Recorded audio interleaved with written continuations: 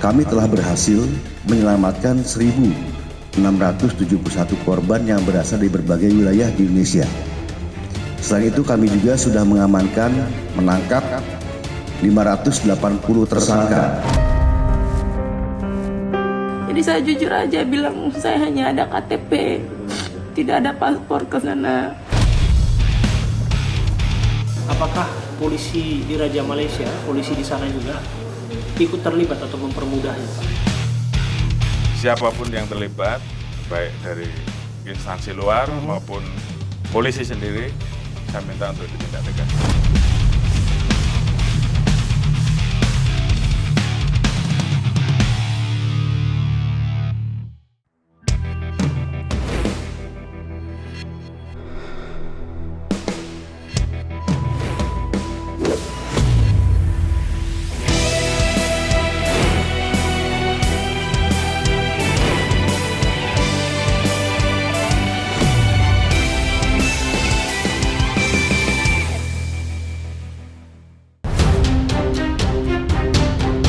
Tindak pidana perdagangan orang TPPO mendapat perhatian serius dari Polri. Setidaknya dalam 1 bulan terakhir, petugas berhasil meringkus 580 tersangka TPPO dengan berbagai modus di sejumlah daerah di Indonesia. Di perbatasan Indonesia-Malaysia, tim gabungan Satgas TPPO Polri dan Polda Kaltara berhasil mengungkap 16 kasus perdagangan orang. Petugas berhasil menangkap 14 tersangka dan menyelamatkan 233 korban. Sementara 5 orang lainnya masih dalam pencarian pihak kepolisian. Sejumlah barang bukti pun berhasil disita petugas, mulai dari paspor, KTP, tiket pesawat, dan uang tunai senilai jutaan rupiah. Selama menjalankan aksinya, para tersangka TPPO merekrut korban dengan cara mendatangi langsung korban dan mengiming-imingi pekerjaan di luar negeri dengan gaji fantastis. Selain itu, pelaku juga menjanjikan fasilitas jaminan sosial, jaminan perlindungan hukum, dan pengurusan dokumen kepada para korbannya. Dalam perjalanan saya memang niatnya ke Malaysia kan. Cuman saya nggak tahu kalau nyebrang ke negara sebelah itu memang harus punya administrasi lengkap. Saya punya KTP, jasa saja. Saya diajakin sama mama besar saya. Harga gajinya besar, Rp1.000, 3 juta ya. Pembantu rumah Kak. Karena niatnya ke sana itu mau ongkos adik saya, orang tua saya di sana. Susah sekali. Tapi tahu-tahunya ke sini saya emang alhamdulillah banget bisa ketemu Pak polisi mereka di sini. Bisa cegah saya. Saya ingat anak saya di kampung Kak. Demi Allah saya terlalu ingat Kak. Dalam perjalanan memang saya keluar dari pelabuhan Nunukan itu memang saya sudah merasa bahwa Masya Allah banget. Maksudnya petugasnya. Ada Pak petugas satunya bilang, jujur lah, jujur. Iya. Jadi saya jujur aja bilang saya hanya ada KTP. Tidak ada paspor ke sana. Harapan saya terima kasih kepada pihak kepolisian di sini, pemerintahan, karena sudah menyelamatkan saya, Kak. Dalam pengungkapan kasus TPPO di Kalimantan Utara, tim AB Plus hadir menemui para tersangka dan petugas yang berhasil menjaring pelaku tindak pidana perdagangan orang tersebut. Sobat, yang dicari-cari akhirnya didapatkan juga. Orang-orang yang dianggap dan patut juga bertanggung jawab dalam tindak pidana perdagangan orang akan dirilis oleh Polda Kaltara di kantor Polres Nunukan di Kalimantan Utara. Dan kalau kita lihat di sini sudah digelar tentu saja. Ini adalah barisan dari barang bukti yang disiapkan oleh tim penyidik yang melakukan penangkapan dan termasuk tentu saja para tersangka yang ada di sana. Sobat, Anda bisa lihat di sebelah kiri saya, itu adalah tersangka yang kita bisa lihat akan dijelaskan masing-masing keterangan peran-peran mereka dalam perekrutan orang-orang, kemudian dipekerjakan di Malaysia melalui jalur-jalur ilegal. Di sebelah saya saat ini adalah Direktur Kriminal Umum, Direktur Direktorat Tindak Pidana Kriminal Umum, Kombes Taufik. Pak Dir, ini banyak sekali ya nampaknya digelar bukti-bukti di sini ya Pak Taufik ya? Betul.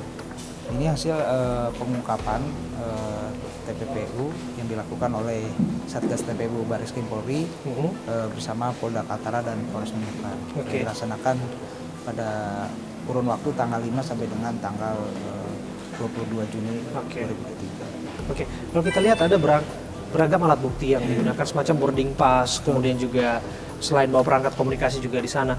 Boarding pass ini nampaknya yang paling sering ditemukannya. Ini boarding pass digunakan untuk apa biasanya? Dalam perjalanan kemana misalnya? Ya, ini adalah boarding pass. Ini adalah daerah tujuan dari para calon pekerja migran ini berasal dari daerahnya masing-masing menuju ke Kota Nunukan. Jadi dia menyesuaikan jalur perjalanan dari kapal. Oke. Ya, dari yang menuju Nunukan ini kapal tersebut kan melalui beberapa daerah di luar provinsi Kalimantan Utara seperti itu. Oke. Ini juga kita bisa lihat nih. Ini verified ya. Iya. Ini ya menggunakan kapal Pelni ya, Iya. PT Pelni ya. Betul. Verifikasi dan termasuk yang menarik ini Pak Dir ya. Ya. Ada seorang reserse yang lama bertugas, tentu saja Anda juga tahu ini perangkat komunikasi yang lama dan tentu juga mensiasati Ya. mengapa harus menggunakan perangkat komunikasi yang lama ini, Pak Dir. Ya, jadi memang modus-modusnya adalah biasanya perekrut itu ada di wilayah Malaysia seperti itu. Kemudian dia memerintahkan atau menyuruh kepada calon itu untuk menghubungi siapa misalkan yang di sini yang bisa untuk mengurusi selama perjalanan mereka dari Nunukan menuju ke negara Malaysia seperti itu. Dia menggunakan handphone seperti ini. Jadi menghubungi, silakan ini nomornya, silakan dihubungi seperti itu. Oke. Ini ya, apa yang dimaksud dengan ini, Pak Dir? Ini adalah semacam Malaysia Immigration Regulation ya, visit pass ya ini. Ya, jadi ini diberlakukan kepada pekerja migran Indonesia yang sudah bekerja di Malaysia dan mereka terregister sebagai pekerja, diberikan kartu pas seperti ini. Inilah kartu yang digunakan oleh para pekerja migran ini untuk kembali dan masuk kembali ke Indonesia maupun ke Malaysia seperti itu.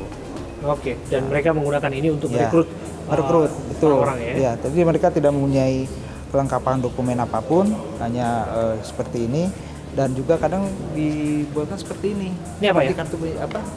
Surat penjaminan dari si yang memberi kerja, bahwa menyatakan bahwa pekerja atas nama seperti ini sedang diberikan cuti selama berapa lama ke wilayah Indonesia seperti itu. Jadi kadang ini digunakan hanya seperti ini saja untuk keluar masuk wilayah. Ini surat dari yang memberi kerja di sana. pemberi kerja Ya, dari yang Malaysia, di Malaysia ya. itu. Oke, jadi Seperti dia itu. semacam diberikan kemudahan lah ya, Ya, untuk pengurus. merekrut ya. Betul.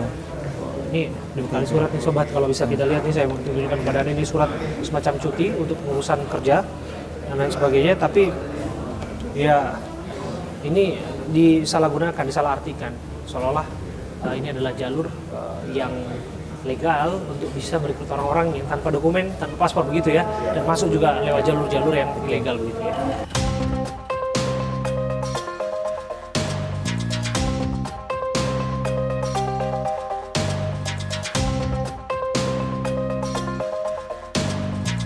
Sebagaimana arahan dari Bapak Presiden kepada Bapak Kapolri, saat ini tindak pidana perdagangan orang merupakan atensi nasional. Oleh karena itu kami melakukan sejumlah upaya untuk mencegah potensi pengiriman pekerja migran ilegal melalui daerah perbatasan, dan salah satunya adalah Nunukan yang berada di Kalimantan Utara. Rekan-rekan media sekalian, sejak tanggal 5 sampai dengan 22 Juni tahun 2023, kami telah berhasil menyelamatkan 1.671 korban yang berasal dari berbagai wilayah di Indonesia. Selain itu kami juga sudah menangkap 580 tersangka serta melakukan pemeriksaan dan pengembangan terhadap 494 laporan polisi. Kapolri Jenderal Polisi Listio Sigit Prabowo menegaskan komitmennya dalam menindak tegas sindikat ataupun jaringan tindak pidana perdagangan orang sesuai instruksi Presiden Joko Widodo. Di Yogyakarta 20 Juni 2024 dalam forum Menteri ASEAN yang menangani kejahatan lintas negara, Kapolri meminta kerjasama negara Asia Tenggara untuk memerangi perdagangan manusia. Nah, bagaimana kemudian Pak Kapolri melihat deklarasi ini dilakukan paralel dengan semangat upaya perlindungan warga negara kita yang selamat dari tindak pidana perdagangan orang, Pak? Oke, jadi saya lihat ini semuanya menjadi satu kegiatan yang kemudian saling menguatkan.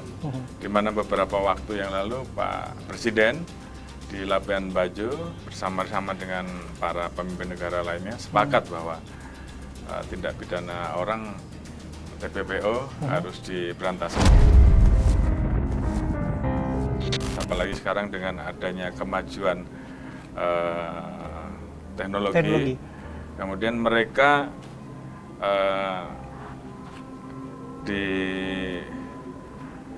dibawa ke luar negeri dengan janji-janji pekerjaan yang kemudian tidak sesuai dan akhirnya mereka menjadi korban. Ini yang pekerja migran itu ya, Pak? Ya, itu salah satunya. Sehingga tentunya TPPO kemudian menjadi perhatian internasional. Tentunya di dalam SOMTC ini juga ini menjadi salah satu hal serius yang tentunya kita harapkan ke depan kita betul-betul bisa melindungi warga negara kita.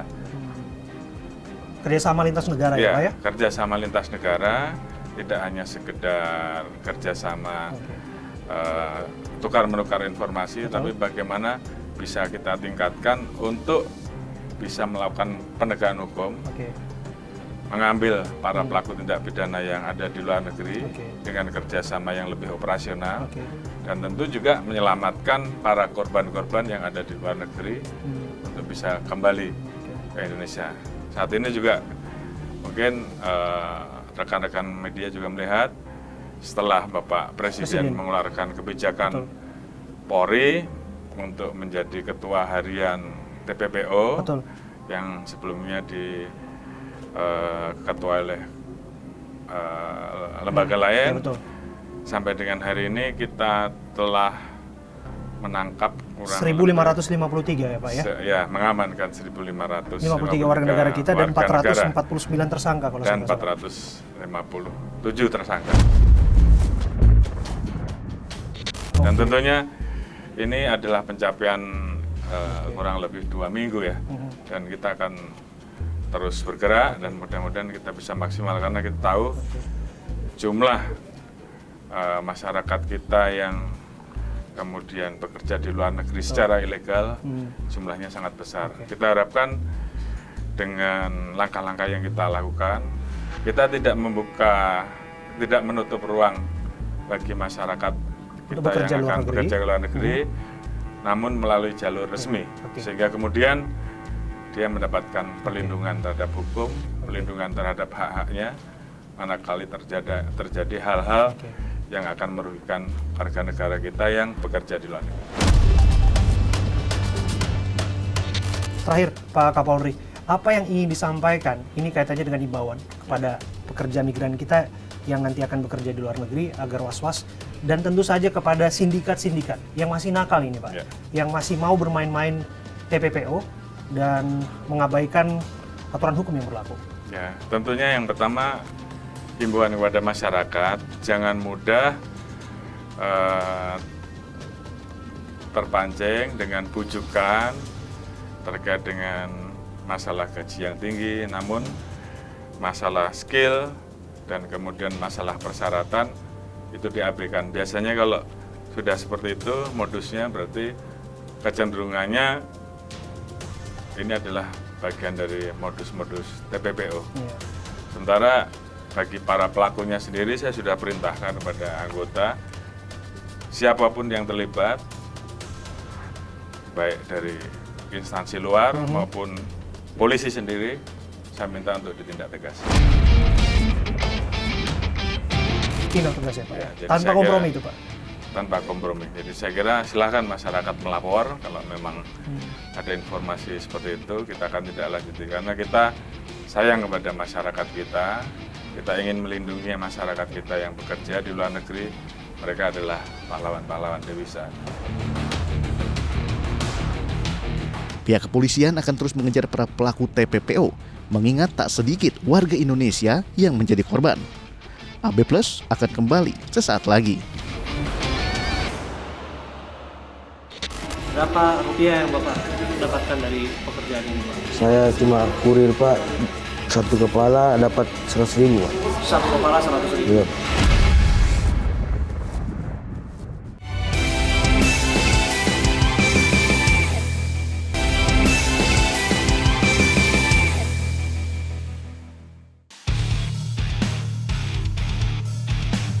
Sejumlah tersangka yang berhasil ditangkap petugas memiliki peran berbeda dalam setiap aksinya. Di ruang konferensi pers Polda Kalimantan Utara, saya Abraham Silaban mewawancarai salah seorang tersangka. Pada kami, tersangka dengan gamblang menceritakan perannya dalam tindak pidana perdagangan orang. Sobat, saya duduk bersama dan berhadap-hadapan tepatnya dengan salah seorang tersangka tindak pidana perdagangan orang, Pak Jumadi ya Pak? Siapa? Pak Jumadi asal dari mana Pak? Nunukan Pak. Nunukan, Kalimantan Utara ya? Iya Pak. Pak, kami ingin tahu Pak, waktu ditangkap itu Bapak lagi Tunggu penumpang Pak. tunggu penumpang. Iya Pak. Jadi Bapak memang menghubungi penumpang ya, Iya Pak. yang untuk diberangkatkan ke Malaysia. Iya Pak. Ceritakan dong kepada kami Pak, peran Bapak Ceritanya itu peran gimana? saya sebagai kurir aja Pak, sebagai anak buah pekerja. Saya cuma disuruh aja Pak. Bapak disuruh apa? Disuruh jemput orang ini Pak. Berapa orang Pak? 6 Pak. 6 orang. Asal mana? Asal Sulawesi Pak. Sulawesi ya. Iya Pak. Bapak tahu nggak mereka mau dikirim kemana? Dikirim ke Malaysia Pak. Malaysia lewat Tawau ya. Iya Pak. Waktu itu yang nyuruh Bapak siapa? Saya punya bos Pak, si Ancu. Bosnya. Bosnya saat ini sudah ditahan kan? Belum Pak. Belum, masih dicari ya? Ya DPO Pak. DPO ya. Oke. Udah berapa lama kerja sama bos Bapak? Sekitar 2 tahun lebih Pak. 2 tahun. Jadi memang semacam kurir menghubungi orang-orang gitu ya Pak? Iya Pak, aku dikirimkan nomor dari inisial A, Ancu. Kirimkan nomor, jemput orang ini. Saya jemput lah Pak. Oke, Bapak Bawa. jemputnya berangkat ke Parepare atau tunggu di Nunukan? Di sini aja Pak, aku menunggu Pak. Yang di Parepare lain juga Pak. Begitu kan Pak. Saya cuma disuruh jemput orang ini saya jemput. Bawa ke penampungannya, ke rumahnya dia lah. Kerja saya sampai di jembatan Pak. Sampai jembatan. Jembatan Haji Putri, lepas itu naik speed ke Bambangan, itu urusannya sudah supir mobil Pak. Oh, Supir mobil yang bawa, dia bawa ke Senyamu Pak. Begitu Pak. Nanti dia ngatur semua di sana, berhubungan dengan Cancuk, begitu Pak. jadi peran Bapak adalah Sebagai sebatas jembatan aja Pak. bawa mereka ke jembatan. Iya, Udah berapa banyak yang bawa ke jembatan Pak? Kalau mau dikira Pak, sekitar 300 lebih ada Pak. 300 orang ada ya? Iya, selama bekerja Pak lah. Oke, tapi Bapak juga mengetahui bahwa ada pihak lain yang juga membawa orang-orang itu sampai ke perbatasan Malaysia. Pak, waktu Bapak bawa mereka itu ada sekitar penjagaan nggak sih Pak? Nggak ada Pak. Dari yang curiga mungkin yang tanya-tanya dari imigrasi, Oh, nggak ada Pak, nggak ada. aparat penjaga perbatasan. Nggak ada Pak. Berapa rupiah yang Bapak dapatkan dari pekerjaan ini Pak? Saya cuma kurir Pak, satu kepala dapat 100.000 Pak. Satu kepala 100.000. Iya Pak. Jadi misalnya kapal berlabuh itu bawa berapa orang biasa Pak? Tergantung Pak, kadang kita jemput 3 orang, Kadang 6 orang. 6 orang, Bisa 20, begitu. Dia bisa tidak 30. tentu Pak. Oke. Berarti kalau katakanlah misalnya 10 atau 20 itu satu kepala mungkin bisa 2 juta atau sampai 3 juta. Ya sekitar begitu. Per hari Bapak melakukan ini udah berapa lama Pak? Kira-kira? Kita 2 tahun lebih Pak. 2 tahun lah ya. Bapak juga bilang udah 300 orang lebih yang dimasukkan ke wilayah Malaysia. Emang mudah ya Pak untuk bisa masuk ke sana Pak? Mau dibilang mudah, dikatakan mudah tidak Pak. Tergantung dari kita aja pandai-pandai lah Pak. Macam mana lihat situasi dulu. Kalau tidak ada yang anu baru kita sejalan Pak. Pak, kan kita lihat siasatnya kan gini Pak, kalau udah nyampe di pelabuhan biasanya ngakunya mau kerja rumput laut gitu ya. Iya Pak. Kemudian juga ada yang mau ketemu saudara Betul, di Pak. Sebatik, ada yang nikahan saudara, ada yang mahasiswa lah, banyak lah dan lain Iya, Pak. sebagainya. Kira-kira memang itu dia alasan-alasannya Pak? Seperti itulah Pak. Pak, Biasanya kalau udah sampai di sana yang Bapak dengar, orang-orang rekrutan itu kerja di mana, Pak? Yang sepengetahuan saya Pak, ada orang sampai tiba di Malaysia, orang kerja kebun sawit Pak. Kerja kasar di kebun sawit ya, Iya. Pak ya? Pak, kalau di sana sendiri kan dijaga oleh perbatasan Malaysia ya, Pak? Ya. Yang Bapak dengar, yang Bapak ketahui dalam pola kerja yang Bapak udah lakukan ini, udah 2 tahun kan tentu ya Pak ya, berhasil terus bisa masukin orang ke sana. Apakah polisi di Raja Malaysia, polisi di sana juga ikut terlibat atau mempermudahnya Pak? Sepengetahuan saya Pak seperti itu Pak. Artinya mau dikatakan membantu juga kita punya orang Pak. Jangan sampai kena tangkap begitu Pak. Artinya mereka juga ikut permudah ya Pak? Iya Pak. Oke, jadi prinsipnya mereka butuh tenaga kerja murah Iya, untuk sawit-sawit mereka. Betul Pak. Dan di sini juga ada orang-orang yang merasa butuh pekerjaan. Iya Pak. Mereka buka. Ya, dengan- mereka juga mau tinggal di kampung cuma bersawah aja Pak kan. Yang sepengetahuan saya dari penumpang itu seperti itu Pak. Di kampung kadang 4 bulan baru panen, jadi orang pergi kerja di Malaysia lah Pak. Biasanya kalau di sana itu Pak, usia berapa aja Pak yang Itu rata-rata yang masuk Pak sekitar usia, ada yang 20 tahun, ada yang berkeluarga sudah Pak, mencari nafkah begitu Pak. Pak, ini terakhir Pak ya, kalau misalnya sudah demikian halnya dan Bapak juga sudah dijadikan tersangka, kira-kira tentu ada penyesalan ya Pak ya. Kalau penyesalan sangat menyesal Pak. Apa yang ingin Bapak sampaikan? Mungkin Bapak juga adalah seorang yang Saya ingin keluarga, menyampaikan saya Pak, kalau saya nanti misalnya bebas Pak, misalnya saya berhenti Pak kerja seperti ini, saya mau cari kerja lain aja Pak. Demi anak-anak, menghidupi anak-anak yang 4 orang ini Pak.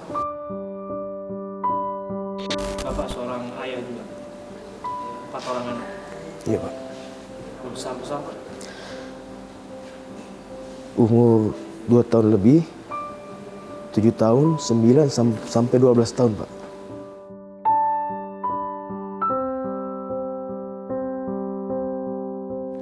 Komunikasi terakhir dengan mereka Pak, apa yang disampaikan? Itu aja Pak, bilang sehat-sehat di luar Pak.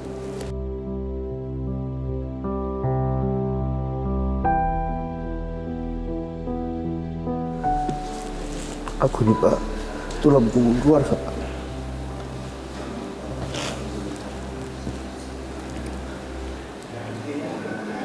Sobat, saya menangkap penyesalan yang begitu dalam dari seorang tersangka yang menurut saya. Iya Pak. Tentu saja hal itu manusiawi. Bagaimanapun tindakan yang melanggar hukum memang harus dipertanggungjawabkan. Siap. Tapi balik lagi, Bapak betul-betul menyesali apa yang sudah terjadi ya Pak. Iya Pak. Apa yang ingin Bapak sampaikan kepada anak Bapak? Cuma mau sampaikan, artinya jangan sampai putus sekolah ya Pak, itu ya Pak. Karena aku kan sama dia Pak, sama aku semua yang kehidupan aku Pak, istri sudah tidak ada Pak, anak semua sama saya Pak. Bapak pernah tahu nggak bahwa apa yang Bapak kerjakan ini melanggar hukum atau sama sekali nggak tahu sebetulnya? Sebenarnya tahu Pak, Tahu. tahu juga Pak. Tapi mau dia apa Pak, namanya kita menghidupi untuk anak-anak saja Pak, itu saja Pak. Dan ada dalam pikiran Bapak mungkin juga menolong orang lain yang cari kerja. Bapak juga berpikiran seperti itu Pak. Iya Pak. Terima kasih Pak Jumadi ya. Siap Pak. Terima kasih sekali lagi atas waktunya. Kami menghargai waktu Pak Jumadi, seorang tersangka yang berbincang kepada kami, dan harapannya dengan apa yang disampaikan dan fakta-fakta yang diutarakan bisa membongkar siapa-siapa saja yang terlibat di dalam jaringan ini, dan tentu saja ini menjadi pelajaran bagi siapapun untuk tidak mengulangi perbuatan serupa di kemudian hari yang bisa berakibat fatal.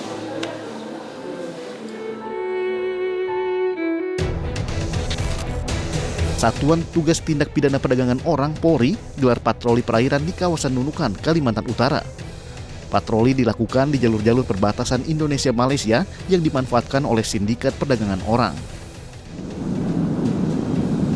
Bagaimana Anda menjelaskan? Karena satu unit kapal speed seperti ini tentu saja akan kesulitan untuk melihat gerakan-gerakan yang dianggap lincah dari para sindikat untuk memasukkan kerja Indonesia yang tidak melalui jalur ilegal. Pelabuhan Nuntaga betul-betul disortir, dicek betul, dan sampai nanti ada orang-orang warga negara kita akan menyeberang itu tidak dilengkapi dokumen. Nah kalau di sedepan di hulunya itu betul-betul di hilirnya itu betul-betul ketat, ya otomatis tidak akan ada warga negara kita menyeberang lewat jalur ini. Ini adalah jalur tikus. Saya dan juru kamera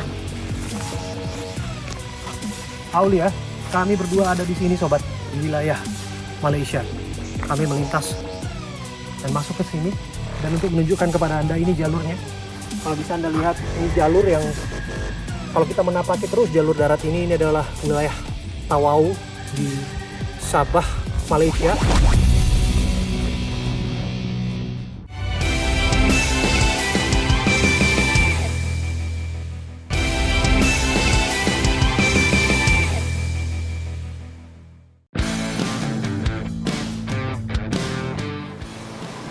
Sobat, kita ada di Pelabuhan Tengkayu 1 di Kota Tarakan, Provinsi Kalimantan Utara.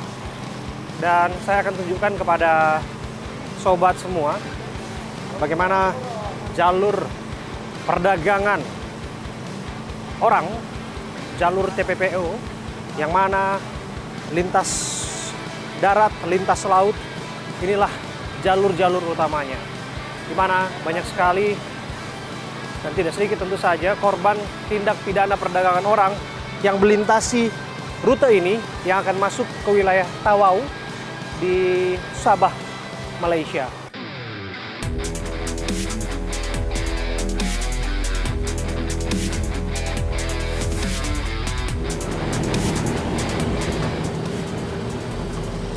Masih jauh, Pak? 2 jam lagi. 2 jam ya? Ya, 2 jam. Oke. Kita masih 2 jam lagi untuk mencapai lokasi yang akan kita tuju. Nunukan ya, Pak? Oke, itu patroli, Pak? Polair. Polair, iya. Baru saja melintas tadi Polair yang memastikan setiap perjalanan laut di sini, yang memang transportasi utamanya memang di sini speedboat ya, Pak ya? Kapal cepat ya, yang menghubungkan lintas kabupaten itu diawasi tetap. Tapi balik lagi sobat ya, sekuat apapun pengawasan yang dilakukan, tetap saja ada celah-celah yang dimanfaatkan oleh sindikat-sindikat yang berupaya untuk mengambil keuntungan. Di antaranya adalah mereka-mereka yang bermain dalam tindak pidana perdagangan orang. Saya akan hadirkan kepada Anda informasinya dari titik mana saja mereka bermain.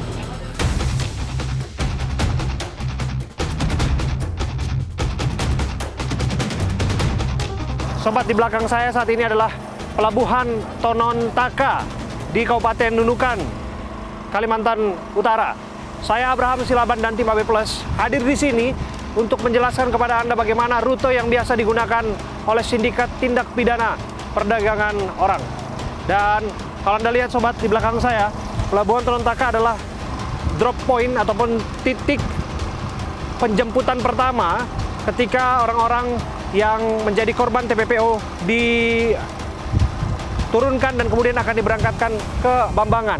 Mereka adalah orang-orang yang memiliki paspor alias dokumen-dokumen. Tapi pada prakteknya, dokumen yang mereka miliki adalah dokumen untuk wisata, bukan dokumen untuk bekerja. Yang ini kemudian menjadi siasat dilakukan oleh sindikat tindak pidana perdagangan orang untuk membawa para korban ke tempat yang mereka tuju, yakni ke wilayah Sebatik di Sabah, Malaysia. Selain melalui jalur Pelabuhan Tonontaka, para sindikat TPPO dapat menyelundupkan para pekerja migran melalui jalur lain, yakni melalui dermaga Aji Putri menuju dermaga Bambangan di Pulau Sebatik dengan jarak tempuh 15 menit saja. Setibanya di Pulau Sebatik, para penyelundup melanjutkan perjalanan membawa imigran melalui jalur darat menuju Tawau, Sabah, Malaysia dengan jarak tempuh 1 jam. Kita sudah tiba sobat di Pelabuhan Bambangan. Ini pelabuhan yang ada di wilayah Sebatik. Dan kita akan menuju ke wilayah Sebatik yang tentu saja jadi menarik karena perbatasan di antara Indonesia dan Malaysia hanya dipisahkan sungai kecil. Bahkan kalau orang awam bisa saja menganggapnya selokan. Tapi apakah kemudian dengan menganggap remeh pemisah itu, kita juga bisa menganggap remeh perbatasan antar dua wilayah negara yang punya otoritas dan kedaulatannya masing-masing? Saya akan tunjukkan kepada Anda bagaimana kemudian celah-celah ini dimanfaatkan oleh orang-orang yang tidak bertanggung jawab, sindikat-sindikat, untuk memainkan peran mereka dalam tindak pidana perdagangan orang.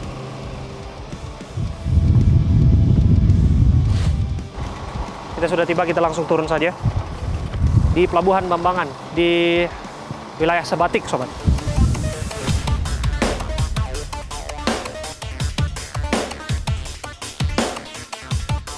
Saya pun tiba di sebuah desa di Sebatik, Kalimantan Utara. Desa ini berbatasan langsung dengan wilayah Tawau, Sabah, Malaysia.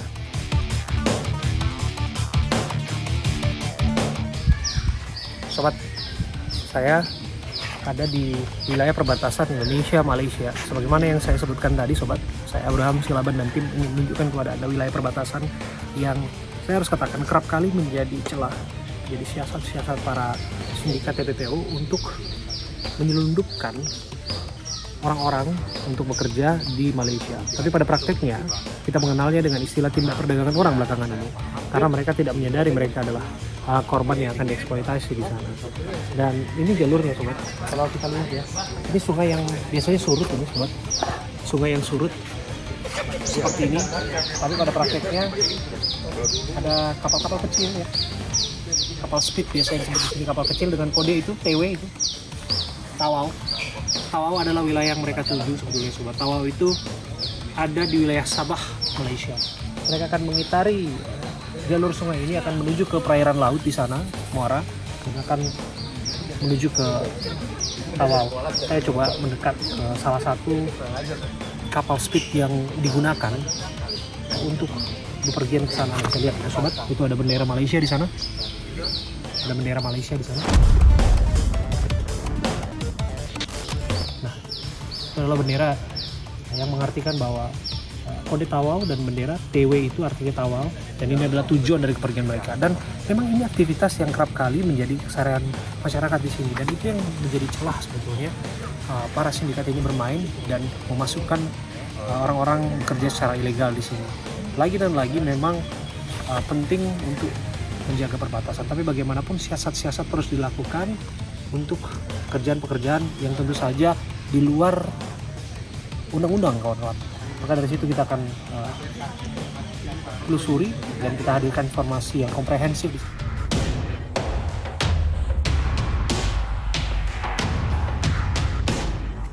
Saya harus berhati-hati nih, sobat. Saya ada di sini. Ini adalah jalur tikus. Saya dan juru kamera Aulia, kami berdua ada di sini, sobat, di wilayah Malaysia. Kami melintas dan masuk ke sini, dan untuk menunjukkan kepada Anda ini jalurnya. Kalau bisa Anda lihat, ini jalur yang kalau kita menapaki terus jalur darat ini adalah wilayah Tawau di Sabah, Malaysia, yang mana wilayah ini adalah dimanfaatkan jadi siasat oleh sindikat-sindikat untuk memasukkan tenaga kerja Indonesia, atau yang akrab disapa sekarang pekerja migran Indonesia yang masuk melalui jalur ilegal, dan mereka akan dieksploitasi. Kenapa saya katakan dieksploitasi? Mereka disuruh bekerja di sini. Ketika mereka disuruh bekerja di perkebunan sawit, ketika mereka bekerja, diberikan kemudahan-kemudahan untuk masuk tanpa dokumen dan lain sebagainya. Ketika mereka sudah masuk, gaji mereka akan dipotong, tidak ada asuransi kesehatan dan lain sebagainya. Dan pada prakteknya ketika mereka sudah mencapai target di satu perusahaan atau perkebunan sawit tertentu, mereka akan diperjualbelikan.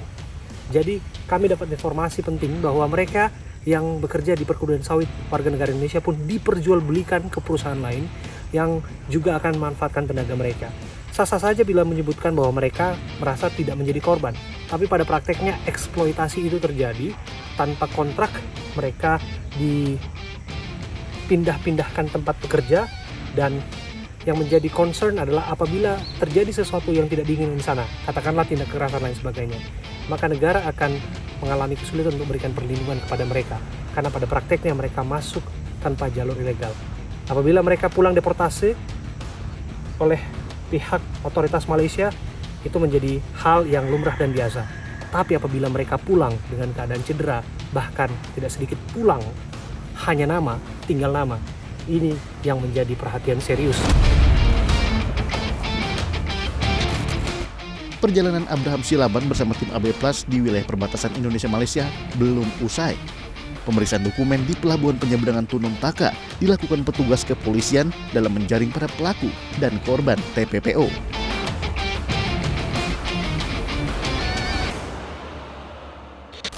Apa betul mereka ini adalah bagian dari orang-orang yang direkrut lintas kepulauan dan langsung dibawa masuk ke Sabah, Malaysia sebagai bagian dari pekerja migran ilegal yang kita kenal hari-hari ini dengan sindikat tindak pidana perdagangan orang?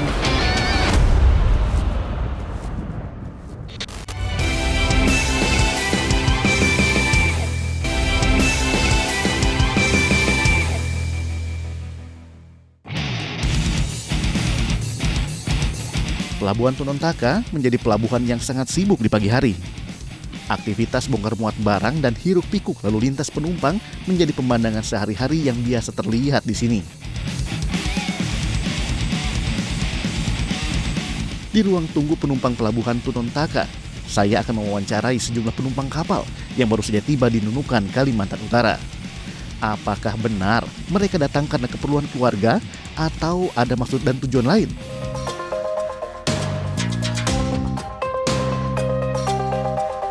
Ade mau kemana, Dek? Mau kemana? Pergi Malaysia. Mau pergi ke Malaysia? Iya. Oh, bikin apa? Ke orang tua. Orang tua? Orang tua asli Malaysia? Rantau. Orang rantau.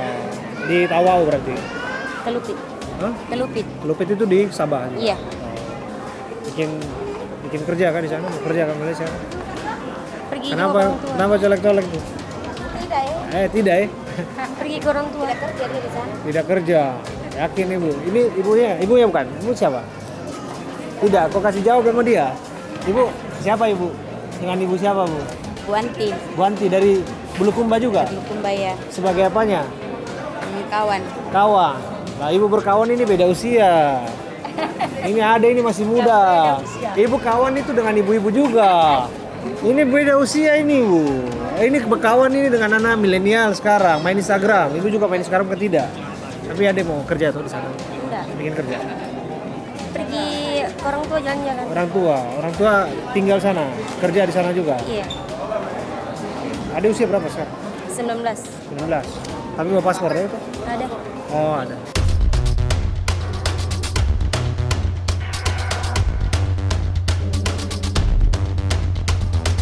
Sobat, siasat demi siasat, alasan demi alasan tentu saja dilakukan dan disampaikan kepada penumpang yang baru tiba di Pelabuhan Tunung Taka, Nunukan, Kalimantan Utara. Beberapa di antara mereka menyebutkan mereka akan bertemu saudara mereka. Beberapa di antara menyebutkan mereka warga asli Nunukan, sekalipun KTP-nya tidak. Beberapa di antara mereka juga menyebutkan ingin bekerja di Nunukan, rumput laut, di bidang rumput laut. Ada lagi yang menyebutkan bahwa mereka ingin bertemu dengan keluarganya di Tawau, di Malaysia. Tentu saja beribu alasan akan diutarakan. Ini sebagai bagian untuk mengelak dari apa yang sudah menjadi skenario tentu saja. Dugaan sindikat tindak pidana perdagangan orang. Silakan tinggal tempat dulu yang menggunakan KTP Nunukan atau KTP Kalimantan Utara. Silakan langsung keluar diperlihatkan kepada petugas yang ada di depan yang melaksanakan pemeriksaan. Cerita sedikit kepada kami Pak, hasil dari pemeriksaan hari ini seperti apa? Oh hasilnya sekarang masih dijalankan, ya. Nanti kan kami pisahkan antara yang KTP, non KTP maupun dengan paspor. Ya itu juga masih dilihat nanti seperti apa. Baru nanti kalau diketahui ada beberapa hal yang mencurigakan, nanti kami akan dalami. Dalami. Ini kan kapal yang bersandar berangkat dari Parepare. Parepare, Ya. kemudian sempat singgah di Samarinda. Ya. Langsung Pak. Oke. Dari Parepare langsung menuju ke Nunukan. Ini menarik Pak, karena beberapa di antaranya kita juga lihat dari hampir 600 kalau saya nggak salah ya penumpang Pak Kapolda, malah di dalam itu ada ratusan orang yang dipisahkan karena tidak ber-KTP Kalimantan, bahkan mereka juga ada di antaranya membawa paspor gitu. Bagaimana untuk saat ini? Kami mau jelaskan aja bahwa ketika kapal datang ini kewajiban kami atau untuk melakukan upaya pencegahan dengan melakukan upaya pemeriksaan seperti ini. Karena cukup banyak kapal-kapal dari luar yang dimungkinkan orang luar Kalimantan Utara datang kemari. Ya. Cukup banyak datang kemari, apakah betul orang Kaltara betul atau tidak. Ketika tidak, itu baru nanti akan kelihatan bagaimana rencana mereka setelah itu. Dari kartu identitas KTP atau paspor nanti akan lebih bisa dilihat sebetulnya kesiapan mereka kemana. Pertama dari identitasnya dulu, ketika mereka adalah masyarakat Kaltara berarti tidak menjadi masalah mereka ada di sini. Tapi ketika mereka warga lain, dia akan kami tanyakan bahwa di sini ada keluarga atau tidak. Seperti tadi kita tanya ada bekerja di mana. Kalau mereka kadang bekerja tidak tahu tempatnya, lah itu kami dalami lagi. Ya. Kemudian belum lagi kalau paspor. Nah, paspor pasti keluar negeri nih. Ya, keluar negeri. Meskipun kadang-kadang keluar negeri juga nggak pakai paspor juga, itu tetap kami dalami. Ya. Karena kami sudah mendapatkan informasi pada beberapa waktu lalu bersama dengan Barreskrim tentang kejadian di sini dan kami kembangkan dengan modus-modus seperti itu. Kami coba kembangkan apakah memungkinkan orang itu menjadi bagian dari para pekerja migran Indonesia atau bahkan para pengurus. Tapi ada hal yang menarik ya, kalau ketika saya juga menemukan ada paspor-paspor baru. Jadi mereka yang tiba di sini membawa paspor yang tadi sebagian besar ada melintas ke wilayah Tawau sama Malaysia, tapi sebagian lagi datang dengan fresh from the oven. Jadi bahkan kita masih lihat baru dicetak ini. Artinya kita juga ingin tanyakan apakah betul memang ada kata pun mereka ingin wisata, itu hak mereka tentu saja. Tapi yang menarik adalah apa betul mereka ini adalah bagian dari orang-orang yang direkrut lintas kepulauan dan langsung dibawa masuk ke Sabah, Malaysia sebagai bagian dari pekerja migran ilegal yang kita kenal hari-hari ini dengan sindikat tindak pidana perdagangan orang, Pak Kapolda. Kami akan cocokkan ya. Misalnya kegiatan di sana untuk apa? Kalau orang bekerja ke luar negeri pasti ada dokumen yang lain selain paspor. Nah itu kita dalami. Makanya kami libatkan juga dari BP2MI. Ya. Selain imigrasi juga ya terkait dengan dokumen keimigrasian. Contohnya misalnya ketika akan bekerja di Malaysia sebagai apa begitu kan, sebagai kerja kebun, sebagai pekerja migran di sana, itu kan ada syarat-syaratnya, contohnya jaminan kesehatan, kemudian yang lain-lain. Nanti lebih detail dari BP2MI juga akan bisa membantu kami untuk secara teknis menanyakan. Terima kasih Mas Bila Baris.